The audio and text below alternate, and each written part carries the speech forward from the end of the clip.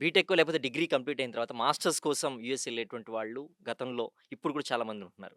So, ఇప్పుడిప్పుడేంటంటే under graduation గూడా చేసేవాళ్ళు ఫారిన్‌లో అనే ఆలోచన ఎక్కువ మందికుంటోందనమాట. యెస్ అండి. పెరుగుతోంది ఆ సంఖ్య అనేటువంటిది. పెరుగుతున్నారండి. అండ్ ఈ ట్రెండ్‌ని ఎలా అబ్జర్వ్ చేస్తారు? రేపు 10థ్ అయిపోయిన తర్వాత కూడా వెంటనే వెళ్ళిపోయేటువంటి వాళ్ళు గూడా ఉంటారా? ఆ సిట్యుయేషన్ గూడా వస్తుందా? ఇండియా అనేటువంటిది థ్రైవ్ అవుతుందా ఆ విధంగా ఫారెన్ ఎడ్యుకేషన్‌కి, గ్లోబల్ ఎక్స్‌పోజర్‌కి, గ్లోబల్ ఎడ్యుకేషన్‌కి? What are the trends that you are observing now? అది depend on state to state అండి. ఇండియాలో ఒక్కొక్క స్టేట్‌లో ఒక్కొక్క కల్చర్ ఉంటది. మీరు కేరళ ఎళ్తే ఒక కైండ్ ఆఫ్ కల్చర్ ఉంటుంది. నార్త్ సైడ్ ఎళ్తే మీరు 10థ్ అన్నారు.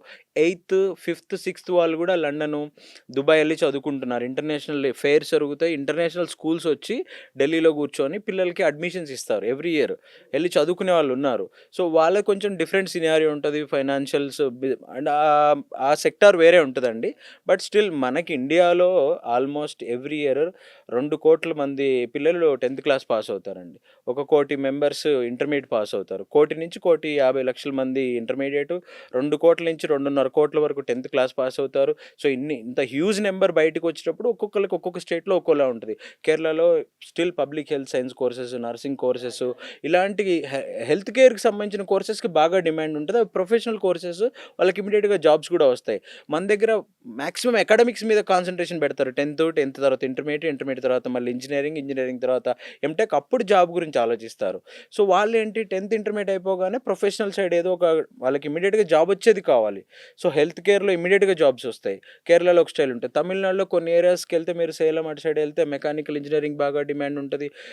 ఈఐకి డిమాండ్ బావుంటది. ఎలక్ట్రానిక్స్‌కి, ఎలక్ట్రికల్‌కి అన్నిటికి ఉంటది. పూణే ఎళ్తే మళ్ళీ అక్కడ మీకు ముంబై ఎళ్తే అక్కడ వచ్చేసి మీకు ఏరోనాటికల్‌కి, మెరైన్ ఇంజినీరింగ్‌కి ఒక్కొక్క స్టేట్‌లో ఒక్కొక్క ప్లేస్‌లో గూడా ఒక్కొక్క డిమాండ్ ఉంటుందండి. కొంతమంది ఎన్‌డీఏకెళ్ళేవాళ్ళుంటారు. NID exams రాసేవాళ్ళుంటారు.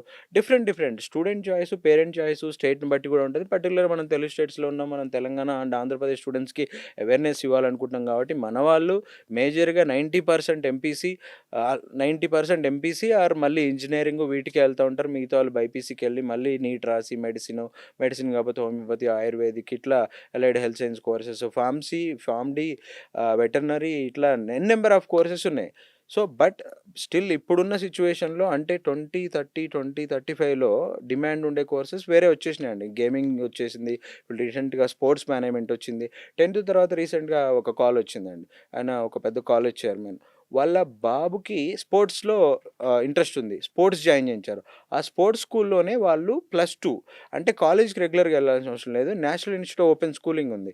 సో, అక్కడ equal to CBSE syllabus. CBSE board నుంచే సర్టిఫికేట్ వస్తుంది. Equal to Telangana or Andhra Pradesh board equivalence కూడా ఇస్తారు. అది చదివిస్తూ ఆ ఎగ్జామ్స్ రాపిస్తూ వాళ్ళు ఫుల్ టైమ్ స్పోర్ట్స్‌లో ఉంటాడు అబ్బాయి. సో, ఆయనకి క్వాలిఫికేషన్ వస్తుంది. ఆ తర్వాత డిగ్రీ కూడా చదువుకోవచ్చు. బట్ ఆయన గోల్ ఆయన స్ట్రెంత్ ఏంటి? స్పోర్ట్స్‌లో ఉండాలి. అంటే పేరెంట్ మైండ్‌సెట్, స్టూడెంట్ మైండ్‌సెట్ ఇప్పుడంతా మారిపోయిందండి ట్రెండింగ్. గేమింగ్‌లో ఇంట్రెస్ట్ ఉన్న వాళ్ళు గేమింగ్ డిజైన్ వైపు ఎళ్తున్నారు. వీఎఫ్ఎక్స్ ఎళ్తున్నారు. డిజిటల్ మార్కెటింగ్ ఎళ్తున్నారు. ఈ ఇంటర్నేషనల్ స్కూల్స్‌లో వాళ్ళకి 8థ్ నుంచే ఇవన్నీ నేర్పించేస్తారు. ఒక ఏఐ టూల్ గావచ్చు, జావా గావచ్చు, పైథాన్ గావచ్చు, లేదంటే గేమ్ డిజైనింగ్‌కి సంబంధించిన టూల్స్ గావచ్చు, వాళ్ళకి ఎకనామిక్స్ గావచ్చు, లాకి సంబంధించి ఉంటే లాకి సంబంధించింది గావచ్చు, వాళ్ళకి ఏది ఇంట్రెస్ట్ ఉంటే అది మైనర్ తీసుకొని అది నేర్పిస్తా ఉంటారు. ఇక్కడ స్టేట్ బోర్డ్‌కొచ్చేసరికి వాళ్ళకి ఇవన్నీ ఆప్షన్స్ ఉండవు. కాలేజ్‌లో ఒకటే maths, physics, chemistry, English, Hindi or Sanskrit or ఇవే ఉంటాయి తప్ప వేరే స్పెషలైజేషన్స్ కూడా ఏముండవు.